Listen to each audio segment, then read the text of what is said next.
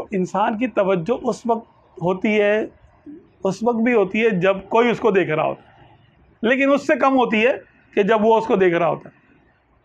जब बंदा किसी को देखता है तो फिर सबको भूल जाता है, और जब उसको ये ख्याल हो कि मुझे कोई देख रहा है तो फिर वो अपने आप को देखता है, फिर वो कंपोज कर लेता है। अब यानी वो फिर अपने आप को दिख रहा होता है। दूसरे को देखने में अपने आप को भूल जाता है, खुद क्या है नहीं पता। और जब कोई देख रहा है तो फिर अपने आप को वो थोड़ा कंपोज कर लेगा और थोड़ा सही कर लेगा।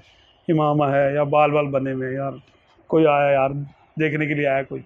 लड़के को देखने जाते तो कैसा बनता है वो, बिल्कुल ऐसे बन के बैठता है जैसे बीबा बच्चा, कहते हैं ना, बड़ा ही शरीफ आदमी, शरीफुल नफ्स शरीफुल कौम, यही है ना।